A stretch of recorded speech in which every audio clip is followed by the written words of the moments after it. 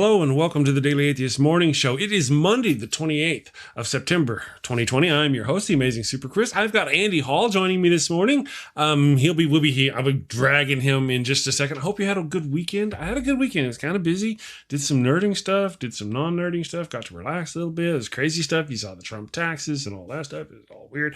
And we're going to talk about all that stuff, including, obviously Kyle Rittenhouse. That was what we were going to talk about, but you know how it is. You know how it is in the world of Trump craziness. So, right after this. I gotta do something for this ad for the Laughing and Disbelief YouTube channel. Color. Well, I like color. Color's pretty cool. Everyone's doing color. Color is stupid. I can't do color. I gotta change it. No. Too much change. Bad change. Too different. Monkeys? I like monkeys. Check out the Laughing and Disbelief YouTube channel.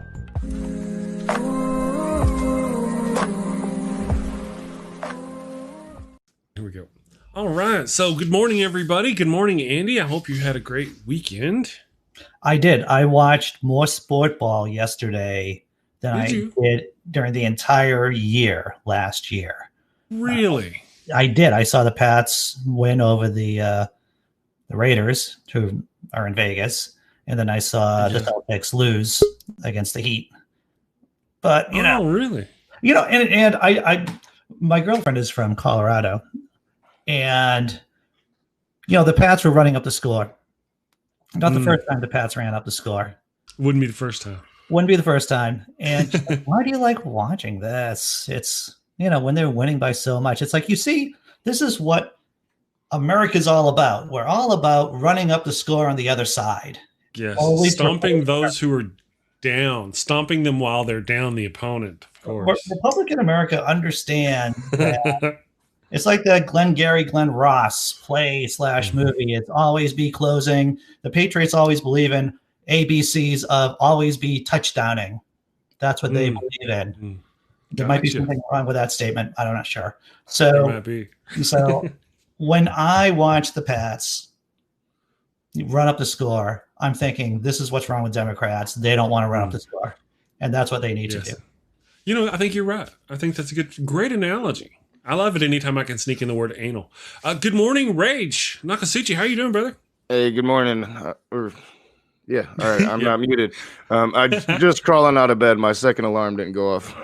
No worries. Man, I appreciate you being here. Anytime you're not here, I assume you either was up busy slaying Christians or your kids got you doing some school thing. Me and Andy will fly just fine. No, don't worry, brother. We're good. But thank you for joining us and good morning. Are you installing Java now? Yes, I am. Excellent. So I'm coming alive. Turn on the Tesla coils. Yeah. Let me see here. Phil, I've been trying to do this without glasses. That's not going to help me understand this. What do you mean by my gamma gain, Phil? Is big. Your gamma gain, like you're hulking maybe. All right, look at this. Yes, I did read it right. It's Oh, hi, yeah. Gamma gain. When he wrote down that your gamma gain is big, that could have just as easily have been some kind of technical term, though I have no idea what that's about. Phil, this is no time for romance. There's always time for romance. True enough. I have a heart of a romantic. That's what I have. Gotcha. Yeah, well, Phil, I just don't know what you mean by gamma gain. What do you mean by gamma gain? Because I did put a filter on my thing to make me look a little more. Because I don't have anything else to do. I was just sitting there this morning. I was like, well, I'll just put a filter on my thing to make me look pretty. To make me look pretty. About how we spend our times. You do technical stuff, and I make crappy memes and jokes. Yeah. Well, I'm trying to get the technical thing. There you go. I've turned off the filter, so that's as normal as it gets. There you go. But it wasn't like an Instagram filter where I had dog ears or something.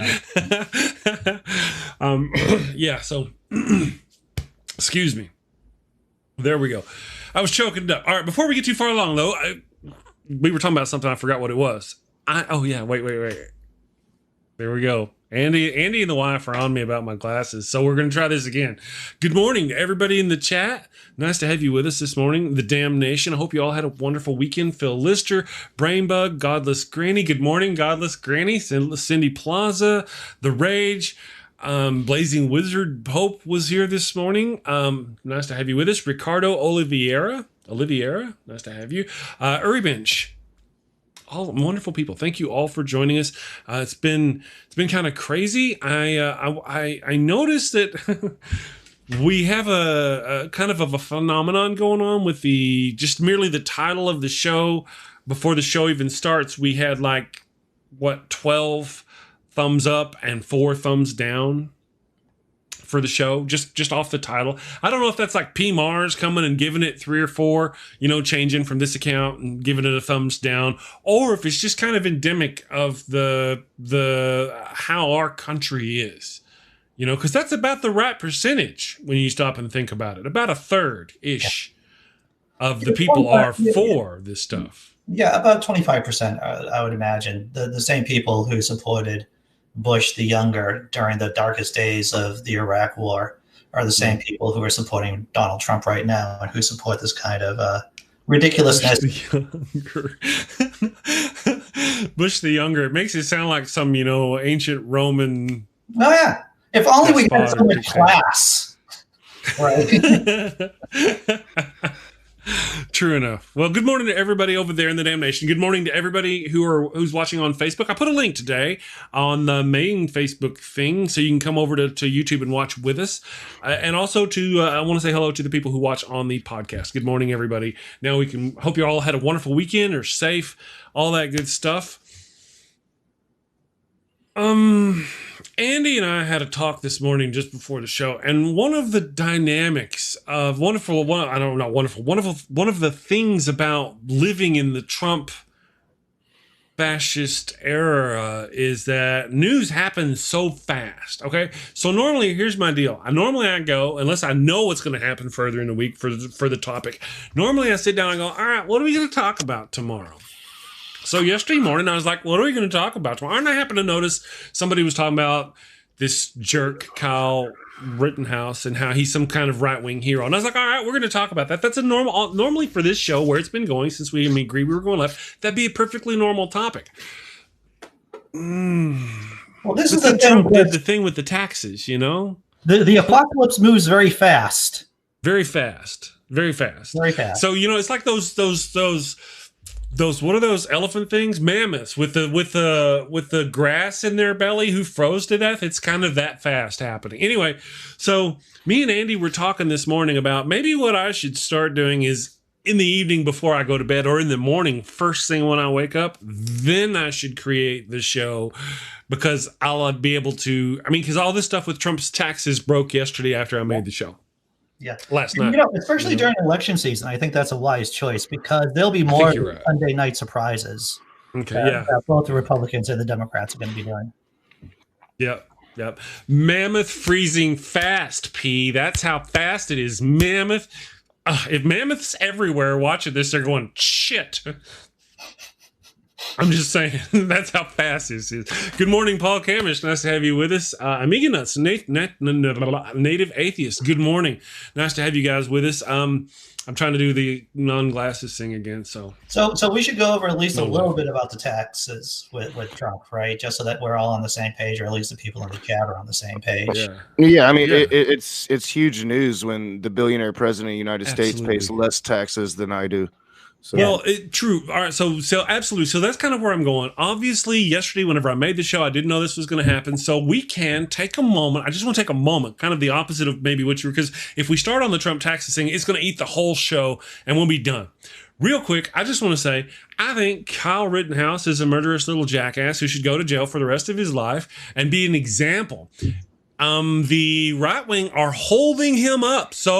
And they're probably doing everything they can to make him a hero and get him off. So what's going to happen is other right wing sexual nutbags out there are going to get legitimized and feel it's okay to start shooting protesters. I'm just saying that's going to happen. Now they've got, my understanding is Wendy Rittenhouse, the woman, the horrible mother who programmed this kid, now drove him over there, armed up herself, was also marching that evening, and she is being celebrated by the right wing as some sort of freaking hero, and this is bullshit. We shouldn't do this. The I don't care what political wing you are, you do not celebrate Americans killing Americans. Period. You don't do that.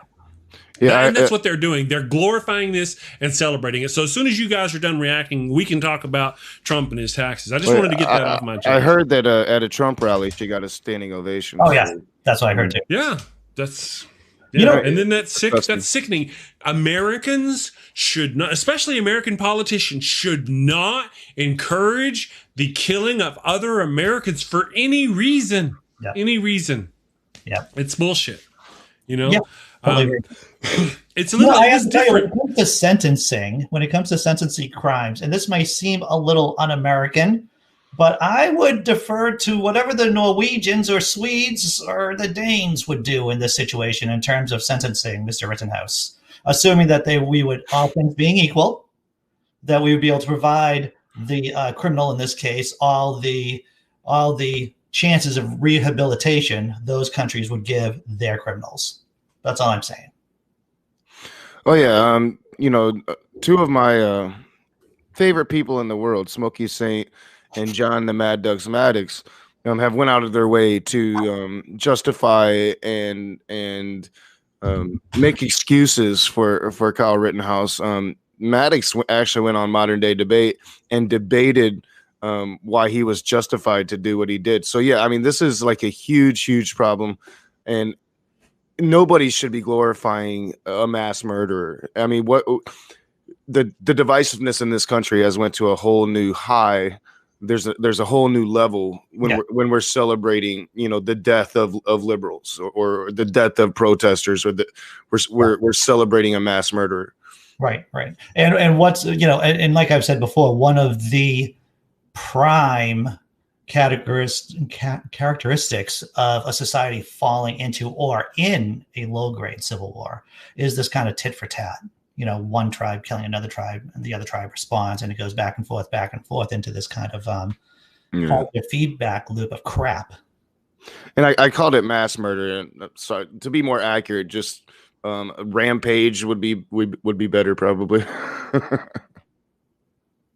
I just got to ask you, gentlemen, switching gears a little bit. Do you smell what The Rock has cooking? Am I the only one who gets that reference? No, a little bit. I appreciate his endorsement. Dwayne Johnson, The Rock. Yeah. The moderate that has never endorsed a presidential candidate did come out and endorse Joe Biden. So. That's huge. Yeah, The Rock spoke at a Republican convention years ago too. Yeah, and he's a classic moderate. So yeah, I think it might be a good indication of where independents might be leaning. Yeah, Biden's got the Rock vote. Yeah, I enjoy The Rock. I enjoy his movies. I enjoy all of a sudden, right? He always seemed cool to me. And now, you've got he's got a right-wing following. Oh yeah, he does. Believe it or not. Well, and that right-wing following probably narrowed a bit over the weekend. Well, the fact that he and his family got COVID-19 was probably an informative event. Yeah, that real word or series. Well, and there was actual talk to run The Rock as a centrist candidate here on the left. So I think he's always kind of just been a policy guy. So he's going to go with policy, and it's clear right now that the right isn't really offering policy but dictatorship. So yeah, right. Yeah. All right, guys. So we've done that with the whole Kyle Rittenhouse thing. We talked about it, guys. If you're in the chat, you want to talk about it, carry on talking about it. But really, yesterday he's a loser. He's a loser. He's a scumbag. The Republicans who support him are trash, and it's unfortunate. Not what part. I gotta stop for just a second. I gotta stop. Part of the reason why there's so much support for Kyle Rittenhouse is because of Fox News and the small right-wing little radio stations around the country pumping out the defense of him regardless. All this nonsense. They're pumping out all these lies and this noise, and people on the right don't know what's going on. They really don't have a...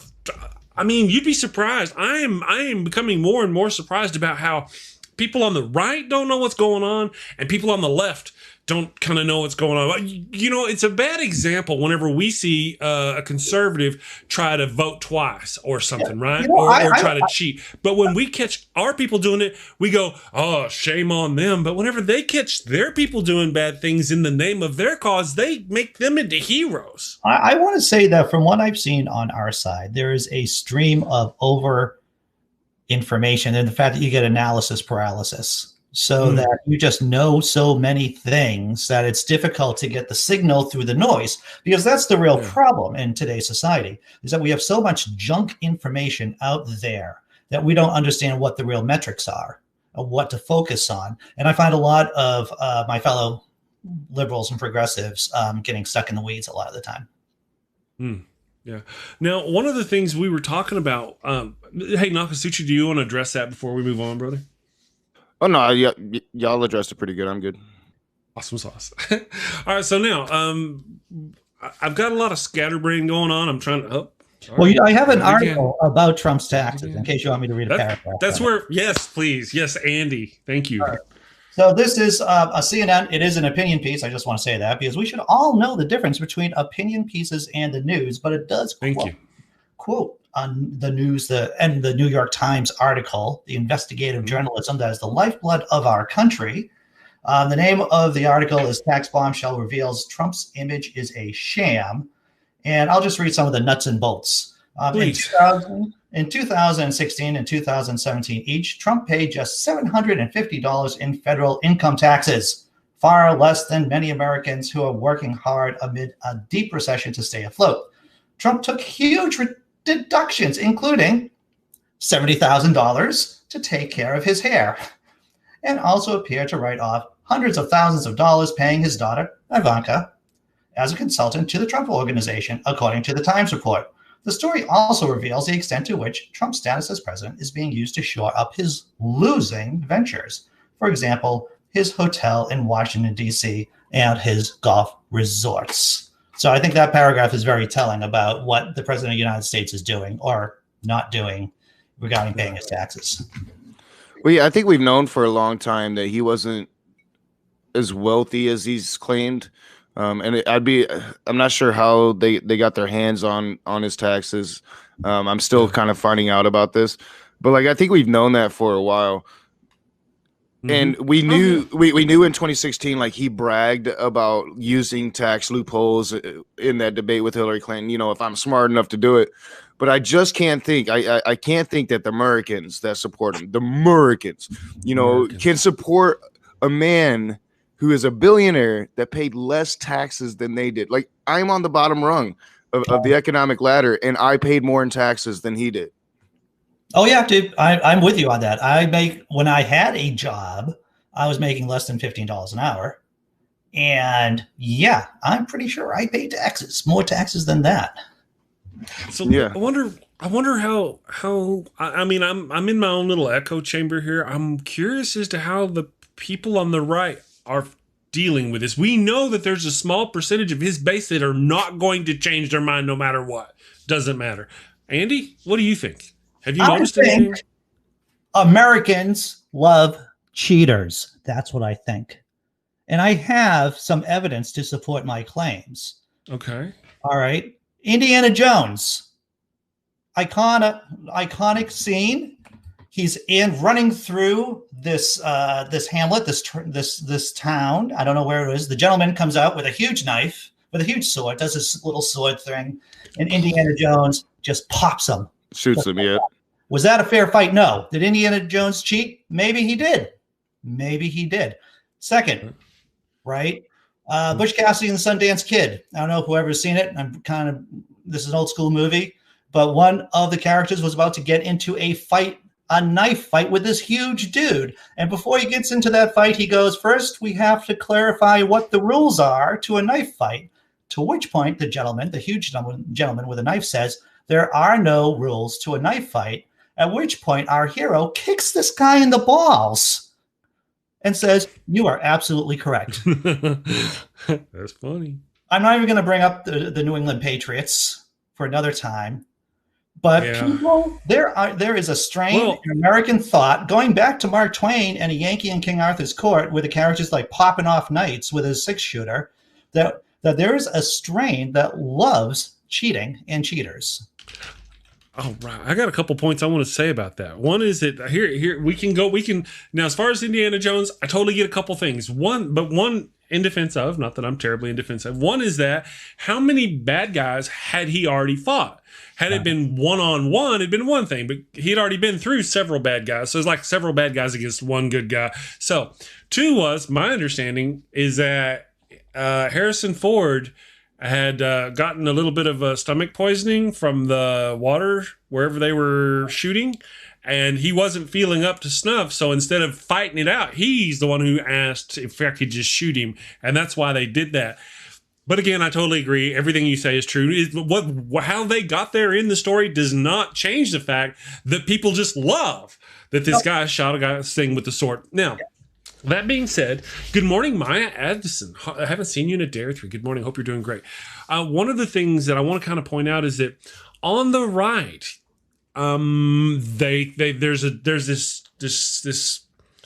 duplicitous thinking that they have going on. It's bad to kill people, unarmed people, because they're all they're supposed got this cowboy kind of way of nobility or something. And yet they talk about the left doesn't have guns, can't wait till the Civil War. We're going to shoot the people who don't have guns. Doesn't that, the people on the right, a lot of them, a great many of them fetishize having weapons, fetishize going to war with the left. And yet they joke constantly about how the left doesn't like guns and isn't armed. So these people are fetishizing a slaughter of unarmed people. Yeah. That's kind of where this is going. They're the ones who are doing the cheating, basically. If they weren't already trash, I love using that word for these people, trash.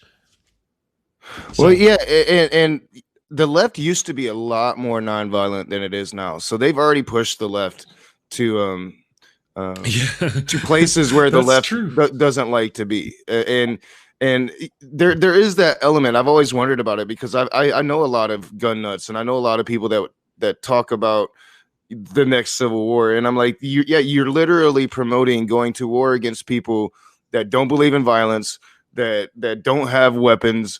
It's like one of those fantasy stories to where the group of people. I always call them the Jains because they're like the Jain religion, where I don't believe in violence, and then they just get slaughtered. Yeah. I just want to mention, I see the words you're saying there in the chat, Godless Granny, about Kyle not being a fully grown adult and his brain's not formed until he's 25, and now you're saying people shouldn't be executed. I don't know. I didn't see anybody saying Kyle should be executed, by the way. Oh yeah, I'm definitely against the death penalty. Yeah. I didn't see anybody say that, but I just want to point out that it's really like now. Here you are defending him, and I don't understand this. I don't understand why you're defending him. Well, I'm probably not defending him. I get that he's a kid. She's probably making a point that. But if he were black, I think she's talking about being tried as an adult. Yeah. I get that. How many black people out there are in jail for so much worse? There's examples of what that one kid, Rikers Island, for stealing a backpack. There's where there's a time where that. Well, and I just want to say, I was 17 years old when I committed my crimes. Absolutely, and I did I did 2 years in prison. They threw the book at me, so they weren't too concerned about my mental state at the age of 17. Yeah, I didn't kill anybody. So I've taken a graduate level class in psychology and the law, and over at the Harvard Knight program, and the idea about getting off on it. Well, this is like a broader conversation, I guess, about the insanity defense. It's a very difficult thing to do in American law. Typically, the bar, the standard is pretty high, so it doesn't really happen that much anymore. But I agree. In terms of sentencing and how to tribe people, I am really serious about the whole Nordic system. I am happy with saying whatever they do, I think is a good template for whatever, how we try, how we sentence people. Well, and I definitely am not for the death penalty of anybody. I get in trouble for that shit. I think we can keep them in prison. We don't have to kill anybody. Or the hypocrisy on the right is that they're against government power, but yet they're for the death penalty. And I don't know how you can thread that needle in saying that you are in favor of the government killing people, but you're against government power. Yeah, well, there's something about this 17-year-old, or whether 17 or 25 or all these things. First of all, 18-year-old has been old enough for as long as I can remember to execute people in this country for things like murder. You could actually be executed for things for like homicide for being younger than that for quite some time. We've seen people be executed by the state for 16 and 17 years old, and or for what they did at 16 or 17 we're years teaching old. We're teaching our children to shoot. I mean, wait, 5, 6 years old, and we're taking them out and giving them a gun. I mean, no, we need to look at culture. I don't think we should be justifying Rittenhouse's behavior just because he's 17 years old. I'm just saying it's not at this point that we should go, whoa. He's not an adult till he's 25.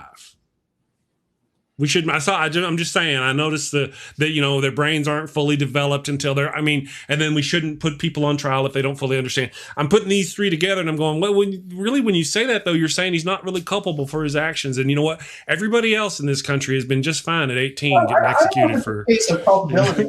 It's about mitigation. Agreed. If you're, when I think about the stupid decisions I do now and the stupid decisions I did back then.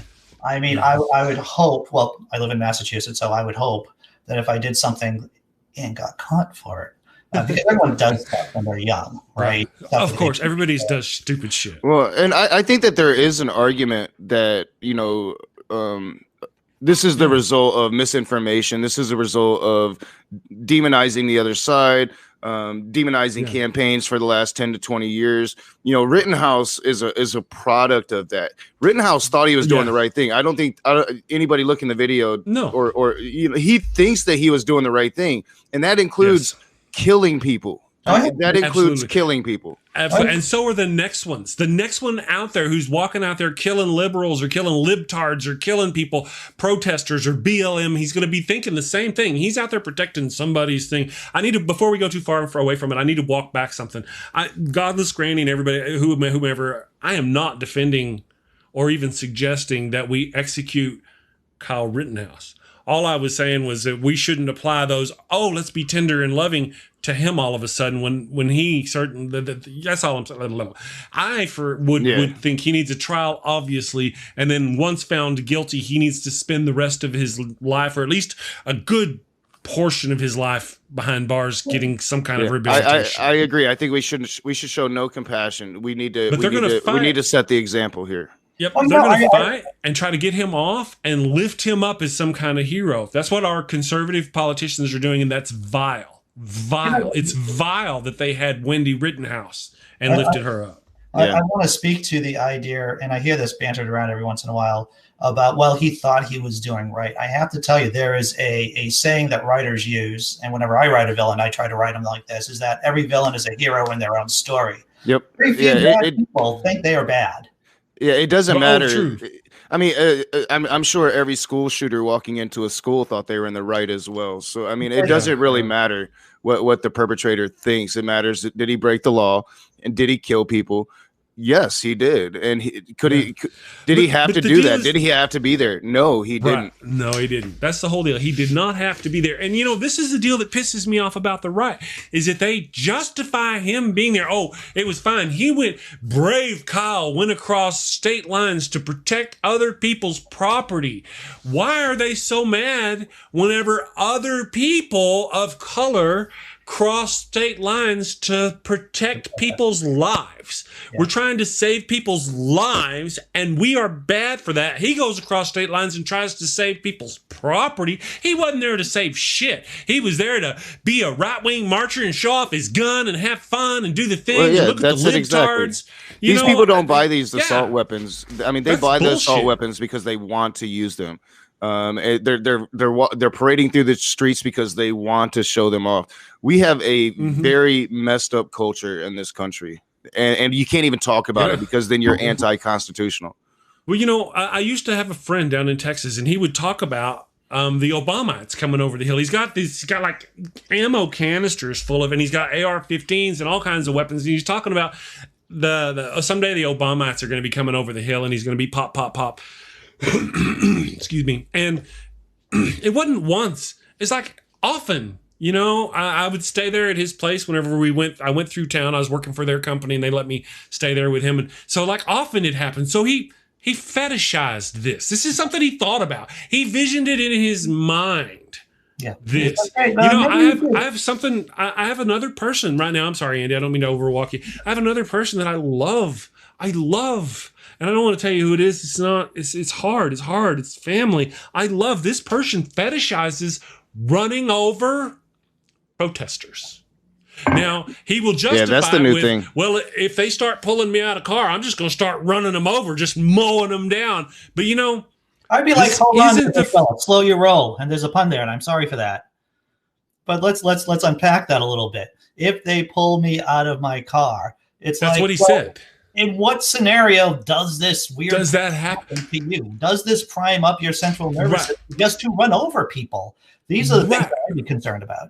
Well, in his scenario, you know, he's an innocent person. They're blocking the street and he's trying to get through. So he's like inching through. So they drag him out of his car. But, you know, usually whenever you see that people get drug out of their car, they usually hit people with their car first.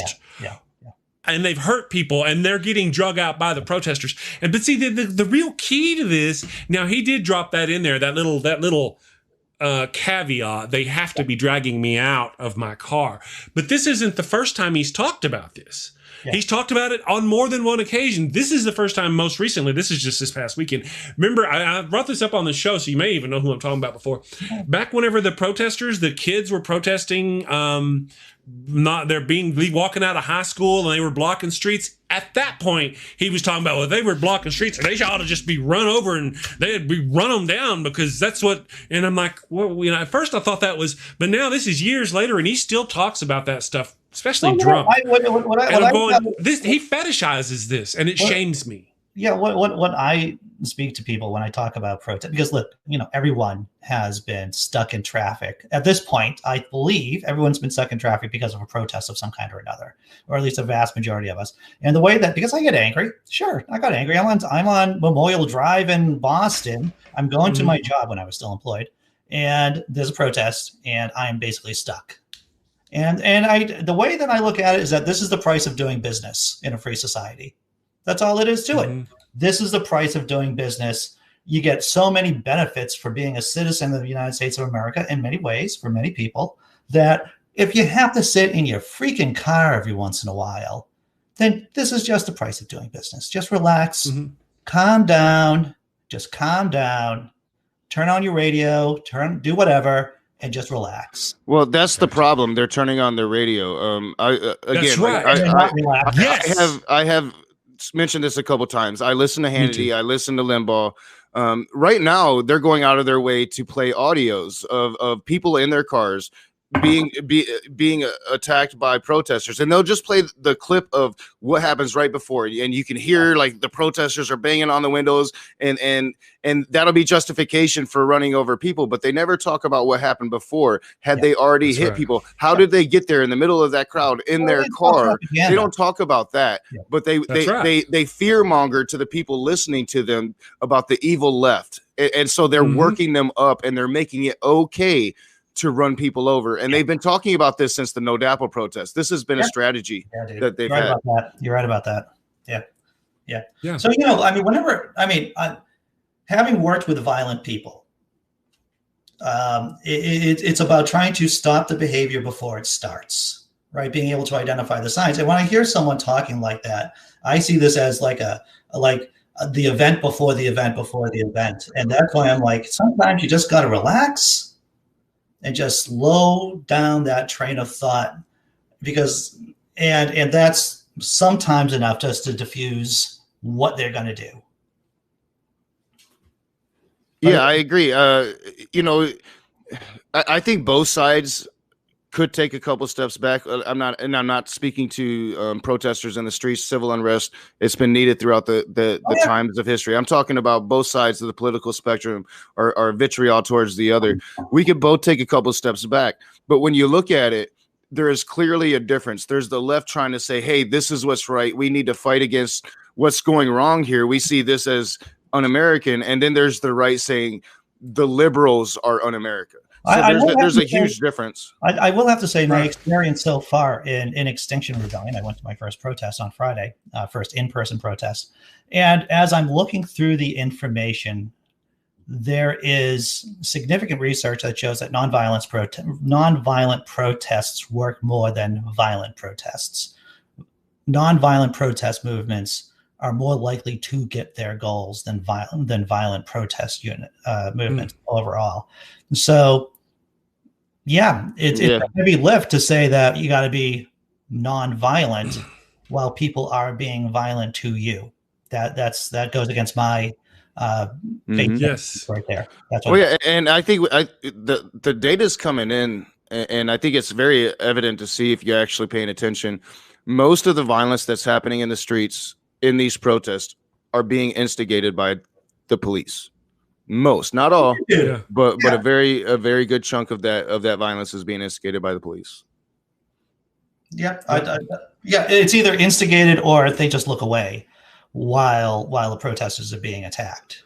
And I think most of us at this time, at this point, have seen the clips of the Boogaloo Boys chumming it up with the police, or with this white supremacist chumming it up with the police.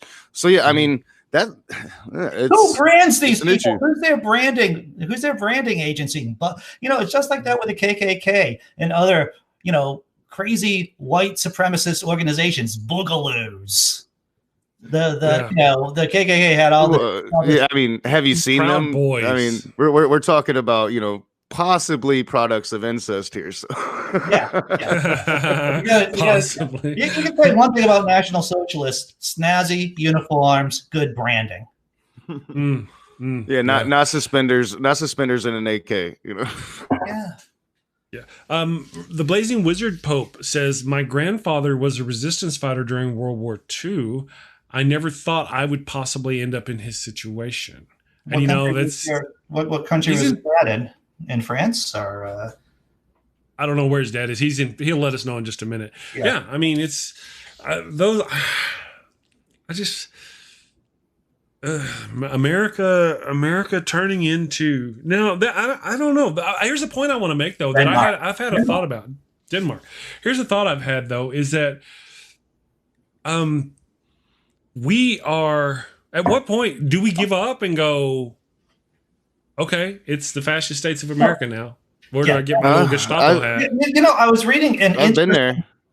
I was just gonna say real quick, Andy, and I'll let you go. I was like, I've kind of been there. Like I'm looking at options. Like, where the hell can I move? I don't, America, the way it's looking, I don't want to be here in 5 years. I don't think it'll be safe for my child if I raise her to be a liberal. You gotta get out of here.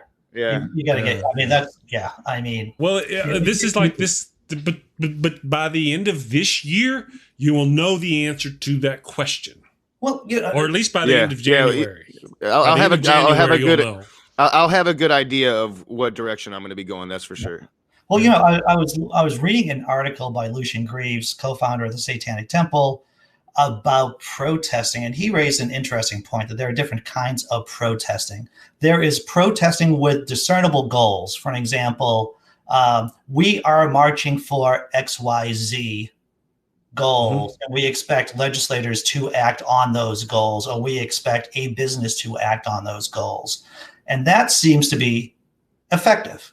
And then there's just generalized protest. And there's some efficacy in that. Don't get me wrong. There is a street language for rage and for wanting to fight the system.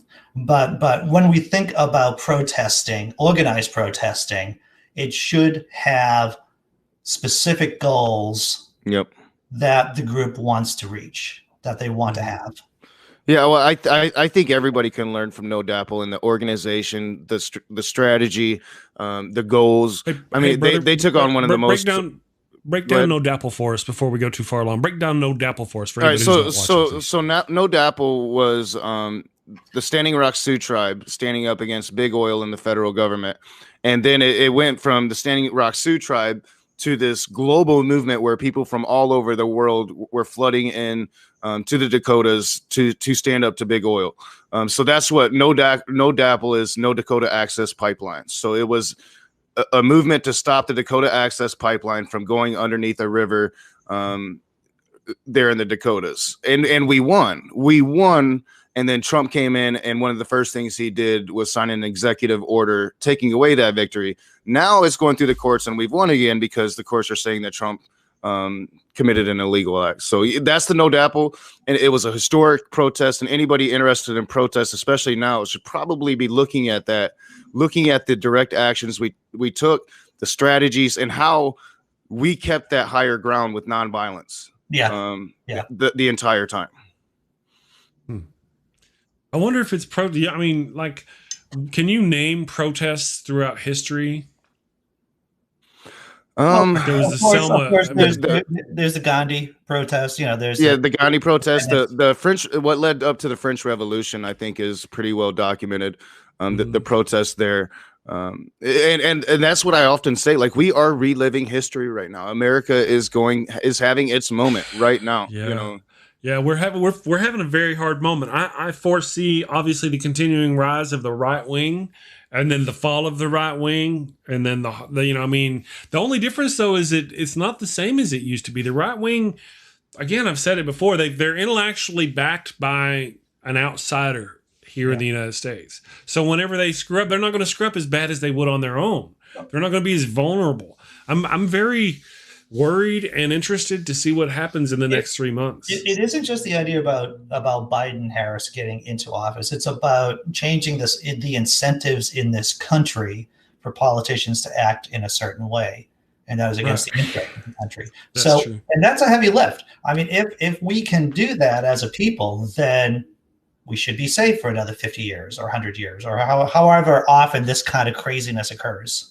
Well, I think we should be a bit uplifted as well, because despite Biden not being out there, we have moved him significantly to the left. Oh, yeah. I mean, significantly. There is hope with a Biden presidency, even for the left, even for absolutely for us on the left. You know, if they will begin legitimate investigations of the Conservative Party and Donald Trump and the GOP party concerning their Russia NRA connections and stuff like that, if they will begin start jailing these people, and any of them convicted, obviously. Now we're America executes traitors. Well, maybe we should reassign that. Part of the problem though with the traitor is that if you don't execute those people, later on, they have a voice, and they'll develop a following. Had they executed Napoleon the first time instead of banishing him off to the island of Elba,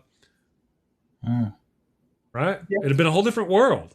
Yep. There's a reason why they do that. And that's that thought experiment that we're living through right now. It's like, what would we have done had we been in Nazi Germany during the rise of Hitler? Would we have been one of those people speaking out? And we're living there now. And all the people why are you calling Trump a fascist? Well, I am fulfilling that thought experiment, because I always said that I would be one of those people speaking out against the rise of Hitler. So I'm living true to my word. Yeah, absolutely. Me too. That's what our channel is turned into. It's literally turned into speaking out against the fascist overthrow of the United States.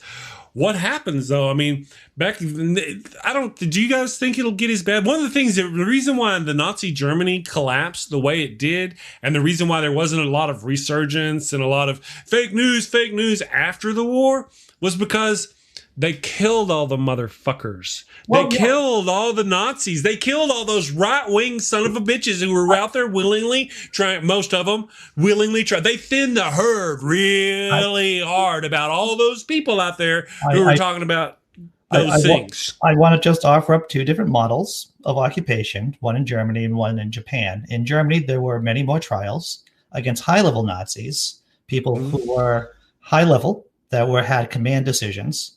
And in Japan, there was a couple of trials, because the fact that we were afraid of the Soviets invading Japan, and we needed a country behind us, even though we were occupying them. So, and you can make an argument that the problem that what we did in Iraq was that we just disbanded the Ba'ath Party, and that created a country in revolt for all intents and purposes. Mm-hmm. So I am all in favor that certain people, high-level people, should be punished.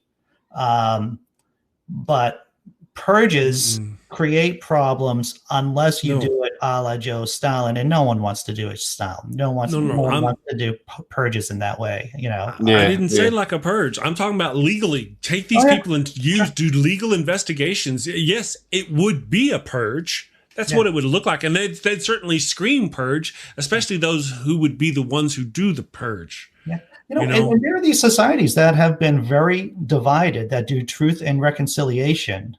They're not trials, but meetings where accusers and people who've been victims meet each other. You know, I believe South Africa was one of those countries, maybe Sierra Leone too.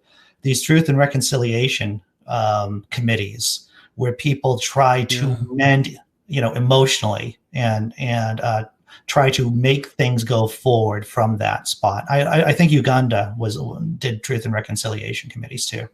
But evil people take advantage of that. They're like, you know what? I can do whatever I want to because we're going to have a truth and reconciliation afterwards. Yeah. Well, that's get away with it. You do have to do, high level, prominent. I mean, there are a lot of Nazis. There are a lot of people in the National Socialist Workers Party that did not get punished. Well, really, my point was just that whenever this is over with, unless there is some kind of major conflict, like what happened in Germany. What happened in Germany was a lot of people who were proponents of this, the Jews must die and everybody who's white is good. A great majority of them died. And then whenever it was over, to be one of them was not something you were proud of. You hid that because society made that bad and scary to admit being one of those. That's not going to happen again. It took up until now, and now we're finally you're starting to see that element rise in Germany again. But it crawling out of the woodwork. 60 years, however long it took. I'm not sure what the solution is. Whether you lock up the other side or I don't know. What I do know is I think that I don't think that there's much coming back from the divide at this point. We are so far divided that I don't think that there's any real political answer to mending fences anymore at this point. If Trump, that's my point kind of is that if Biden wins and he deflates the situation and we all get friendly and it won't go away like that. It's not like it did in World War II. There's still going to be a population that's going to be proud of being ugly and ignorant. And what did it improve how did it improve the situation when Obama refused to prosecute George W. Bush for his war crimes, gave him immunity for all of that? I think it's time. I think it's time that people start paying for their crimes when they're in power. Absolutely. No, wait. There's a difference, though. There's a difference between Bush's war crimes against other states, which is absolutely bad. I'm all for bad. Yeah. And you're Trump's right. war crimes against our own people. Yeah. There's a difference. What's more important? Both bad. Than trying people, and this is going to be a radical statement. Let me just say that. I realize this. What's more important than trying people is to actually tax the billionaires and the 1%. Because when you tax them properly, you create a system that this kind of corruption cannot or has difficulty existing in. You create a system where religious fundamentalism is more difficult to take root. But we need to prosecute them because they have the power to just buy that stuff off. And we've demonstrated they can get away with all this stuff. So we need to prosecute these people. There needs to be prosecution. We can have both, Andy. Oh, I know. That's all I'm saying. We need to prosecute them and then take their money. Here. But if I had to choose between one or the other, I would say bring it back to Eisenhower tax levels. 85. Can you imagine if we took every Republican, if what I say is true, every Republican who's betrayed the United States because of my craziness, that thing, and tried them, and every one of them convicted, you took away all their wealth, and removed it and distributed it to the people of the United States. That would be a changing factor. You'd be surprised at how much these people How much does Mitch McConnell really own? How much do these people? Because I mean, I'm just saying. That's the way we should go. I'm all for a movement that takes prominent wealth, too much wealth from anybody, whoever the hell you be. I'm pretty much a socialist now. I'm all for, like, I don't think there needs to be people with hundreds of millions of dollars or even billions of dollars. I don't think those people need to exist, and I think we need to take our shit back. Hey, can I ask you a question? Well, the only reason why they have that money is because we allowed them to have that money. That's right. Many of them have made their money off the backs of the taxpayers. Hey, hey, Nokasuchi, let me ask you, brother, in your fantasy socialist world, I'm saying that, can people own businesses? I mean, they can become millionaires, right? Yeah, definitely. They just can't become sick billionaires or hundreds of. You could probably like cap it at $10 million of personal cash. You just can't. You can't personally succeed beyond all measures of what we consider success on the backs of workers. I believe in ownership. I believe that everybody should have a piece and a stake in the company, and that's pretty much where I fall.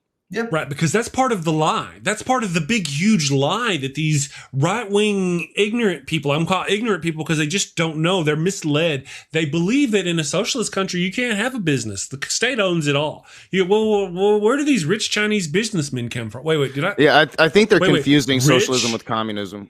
Well, no. Even in communist countries, you can have a business.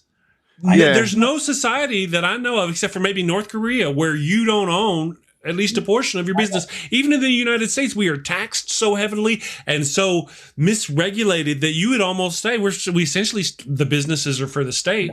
And if you don't pay, the only real communist country in terms of like what we would consider to be communist, like 1950s Stalin era kind of communist country, is North Korea. That is the only country left on the planet.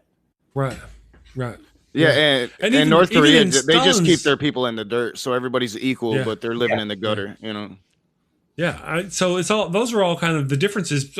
I believe even in Stalin's era, in the most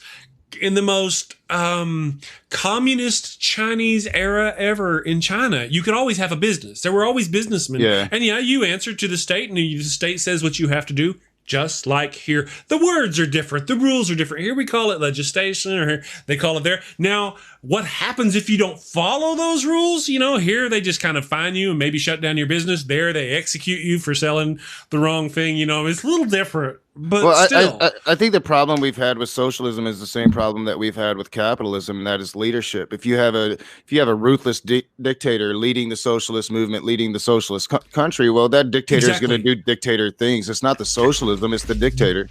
That's right, and I've said that on several occasions. The point is that even in Russia or China, the right wing takes power. What we consider right wing, the right wing conservative party of the communists take power, and they run it like a fascist state. That's what happens. It's what happens. Yeah, I've just really recently started claiming to be a socialist, even in my real life, and I can't. If I could, I'm gonna start taking pictures of the faces I get and just make videos out of them. I mean, because the faces are priceless. I'm like, they look at me like I'm a damn alien. Right. Well, John says he's confused. Trump's a POS and worst president ever, and no one of their human things, but war crimes against his own people. See, that's kind of the deal. It varies, John, about war crimes against your own people. If a fascist starts killing their own people to stay in power, it may not. Forgive me if I used the wrong word. If war crimes is not the correct word, if he starts only like giving the vaccine to red states and not giving it to blue states, that's called ethnic cleansing. And you're probably right. I'm using the wrong word. It is his own words, though. Trump's own words. I'm a war president now. I'm fighting a war against the coronavirus. Well, you failed and you killed people. But he's also fighting a war against Antifa, which is like what consistent mostly of teachers. I'm sorry, I don't know. That's facetious. But I mean, when you were saying that whole thing, I got the idea and the gist. Like you weren't comparing, war crimes that George. It's an analogy. They are different. You can do. I mean, all war crimes. Trump is killing. All crimes against humanity are not war crimes. I think that's true. How that would look on the Venn diagram. There you go. So however you want to call it, Trump is murdering. I say murdering, and it's probably wrong. Me and I'm going to use the word kill because he's intentionally killing his own people en masse in order to try to stay in power. And he's been planning and doing this for months and months and months. So that's mass killing, whether it's mass murder or mass whatever, I don't know, but he's doing it en masse. He knew in February that the virus was dangerous and spread and very blah, blah, blah, blah, blah. And he's been encouraging people, despite that, to go, and the death tolls have been rising. He's and now responsible. Now he's talking about not counting the vote. So, and that's what I'm most concerned about right now. Right. If they do not count the vote, then both sides, left and right, need to storm the streets of every city in America, right. And we don't need to go home until they count the damn vote. So what's going to be our Reichstag moment? What's going to be the Reichstag? Okay, I predict. Yeah, I'm worried. There's different things. It's rather than having a real, actual Reichstag where somebody burns down the Congress, or something of that nature, where somebody goes and burns down that building. I think what Trump's trying to do is rile up people so much that they march on Parliament or that they do something, and that's his Reichstag moment. Well, his I think his. Oh, we will be. Because I think in Trump's mind, in a lot of Republicans' minds too, is that they have already won the election because they're gonna fight it dirty. They're gonna win dirty. I was listening to Fareed Zakaria, who I recommend to everyone listening to. He runs a podcast that is his show on Sunday mornings at 10 a.m. on CNN. But there is a clear way which Trump could win if he creates enough chaos. And so his goal is to, as I've said many times, his goal is to create chaos. And that is the best chance of him winning. And we've been predicting this the whole time. It's getting worse. Like a lot of the Black Lives Matter thing, the protests, they're not really violent until he throws in the. There was a recent study that came out that 93% of the protests for Black Lives Matter is. Thank you for that. They're nonviolent until you throw in these police who are there to, and oddly enough, whenever the right wing, they show up and they're having protests. Have you ever noticed, you guys have noticed the way police treat BLM versus the right wing protesters? Yeah. They're all doing the same thing. They're holding signs. They're being ugly. They're doing the thing. One of the differences is the right wing are usually very heavily armed. Yeah. Maybe the left should do that. I'll tell you, one of these days, if there is a civil war, there's going to be some right-wing people going, oh my God, where are those bullets coming from? Do the left have guns? We didn't know the left have guns. Because some of these people are really stupid. I was talking to one of my Antifa friends who's actually in the protest in Portland a few days ago. And they brought up a really good point to me because they're like, everybody's talking about property damage and this and that. But nobody's talking about us. We bleed. Property doesn't, and property can be replaced, but we are bleeding on the streets, and everybody's talking about property. So I thought that was a really good point. Yeah. Again, they can cross state lines to protect somebody's property. People are crossing straight lines not to protest. They're not. This notion that people are protesting for free stuff is stupid. If you're coming at me with this notion that black people want free stuff, all right. There is a small percentage of you, I will not lie, who are probably out there just sitting around going, man, I wish they had reparations and I got like a big check in the mail so I wouldn't have to work. I'm sure there's probably a percentage of people who feel that way. That's not what these people are marching for. They're marching because they're being killed in the streets. And we got video of it nowadays. Sure. Yeah. And if it were just recent, if it was like, this shit didn't happen like back during Bill Clinton's era. This didn't happen back during George I's, what do you call him? George the older's era. It didn't happen during, but it did. We've got video, we got signs people holding 50 years ago. Yeah, George the Elder. 50 years ago, we got people holding signs, pictures of people holding signs playing "Police need to stop killing black people." Well, black comedians are making jokes about it. You could see clips of Richard Pryor back in the 70s making jokes about this kind of stuff. Right. About getting hassled by the cops. Have you seen that meme from The Fresh Prince where it's got G.J. Jazzy Jeff standing in court and he's got his hands up and the Fresh Prince says, man, you can put your hands down. And the guy's like, there's a cop over there. And if I put my hands down, there'll be 7 bullets in my back. 7 warning shots. Yeah. 7, and that was 23 or 25 years ago. Yeah. So this is a problem. And it needs to be going on so long. Rectified. Yeah. So all right, guys, we've done the thing tomorrow. I'm gonna wait until I don't know if anybody really goes, oh man, I can't wait till Chris creates the show so I can like it and prepare to watch. I don't know. I think I'm gonna wait though so I can start balancing the show topics with what goes on in the news. So I probably won't create the show until either late tonight or early tomorrow. I'm not sure. We might go ahead tomorrow and focus specifically on Trump's taxes if there's not this crazy thing that happens today, whatever may happen today. I presume we will talk about Trump's taxes tomorrow. Wednesday, we're going to be talking almost certainly about the, don't tell me, the debate between Trump and Biden if it happens. So... Yeah. Right, so I hope I can watch it. I work second shift, so part of me I want to watch it, but I have a hard time with Trump's voice, people. And like Andy made a video. It's called like Trump's 1938 36 rally, and I went, all right, I'm going to happily skip over there because it's going to be funny. Andy's always got funny stuff. So I click play, and I don't know how long it is, but it's really Trump speaking, and in the background there's these Nazi rallies in black and white going on. Yeah. And I could only I stopped watching because I just couldn't listen to Trump. I'm like, you know what, man, I'd love to watch the rest of it. If it weren't for Trump's voice and having to listen to him spout his stuff, I would have listened to the whole thing. But so I don't know if I'll be able to watch the debate or not. Most likely I won't. I'm just intrigued by the whole train wreck. So I will be diligently watching for all of us. Yes. Yeah. Well, there's what happens on both sides is that we'll get we'll get this little snippet of what happened from MSN, and it'll be left-wing nutbaggery. And if you watch the whole thing, we'll actually have somebody who watched the whole thing and knows, is this left-wing nutbaggery, or are they being truly representative of what happened? Just a thought. Yeah. I don't think it'll happen. I think that the Trump administration will make it not happen, and they'll blame Biden. I'm suspecting that's kind of the case. I really am. And somebody mentioned something. I saw a thing on the interwebs, and it said, you know how Trump is always accusing people of something he's doing? Oh, yeah. Trump is accusing or making the accusation that what's happening is that Biden takes a shot of something before he goes on stage, and it makes him more coherent. Yeah, he's literally calling for a drug test now.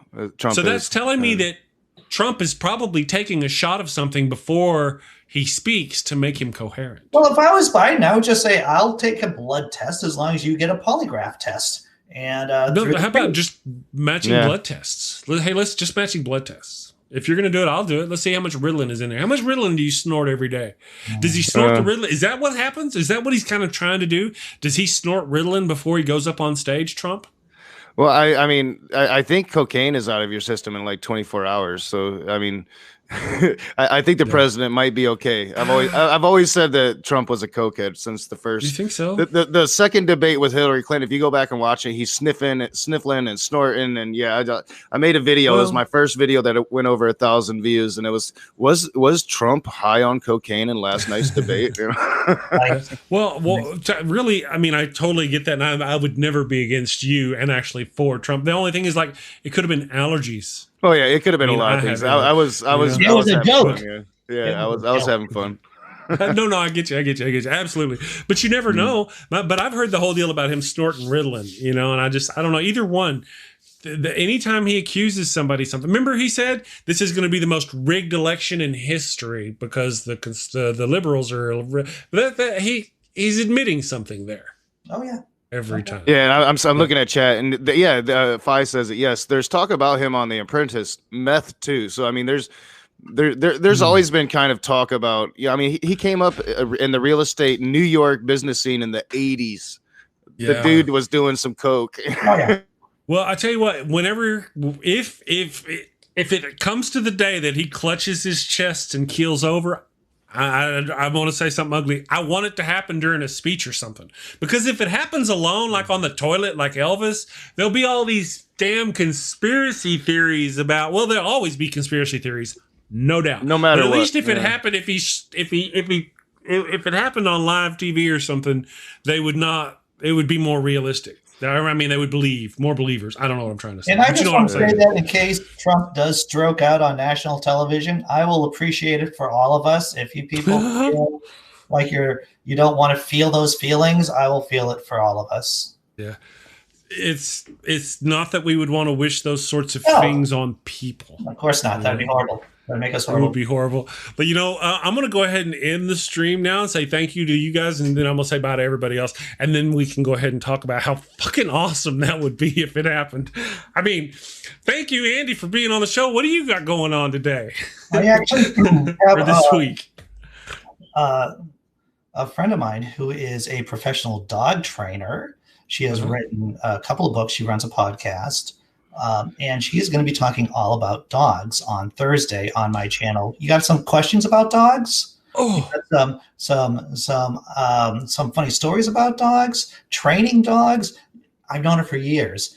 We did a couple of short films together. We did a short film, a 48-hour film project with her dog, who's now passed, unfortunately. She has other dogs, but she's fantastic. She knows her stuff. You got dog-related questions, behavioral dog questions. You should check out the show. Okay, that's wonderful. Oh, okay. So this Wednesday, if you're from England, so Wednesday, we're probably going to talk Trump because of the thing, right? And I used to have on the show, we used to do Weed Wednesdays and try to talk about weed, but I was never really comfortable with that. I've been thinking about having Wiggle Butt Wednesdays, where we talk about dogs and or animals and pets, and I bring pets on because really, I got to be honest with you, if you're a person out there, I don't know, or I don't mean any disrespect, but I almost certainly like your dog or your cat more than I do you, almost guaranteed. So I was thinking about doing so maybe dog cat better than me, and I don't even have a dog or a cat, to tell you the truth. Your goldfish, yeah. So I was thinking, and having pet, maybe just kind of being a little more lighthearted. Of course, obviously, the news cycle will depend on what we talk about, but maybe we could have it as a segment.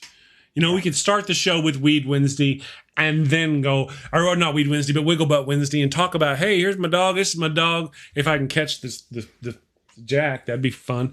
Jack's never been on screen with me. Show a dog, talk about a dog for a few minutes, and then talk about, the fall of modern democracy and our civilization. I used to make this joke when I got the dogs, be like, we got 4 of them because, if society collapses, it's going to be good eating. I used to say that as a joke. And now that's like December. Anyway, all right, guys, I'm going to let y'all go. Thank you very much for joining me this morning. Thank you to everybody in the chat, everybody on Facebook and the Daily Atheist Morning Show podcast live. You guys have a great day. We will see you tomorrow. Take care. And thank you for watching the show. A special shout out to my gold level Patreon supporters, Ian Davenport, Cindy Plaza, and tons of mice. Thank you and have a great day.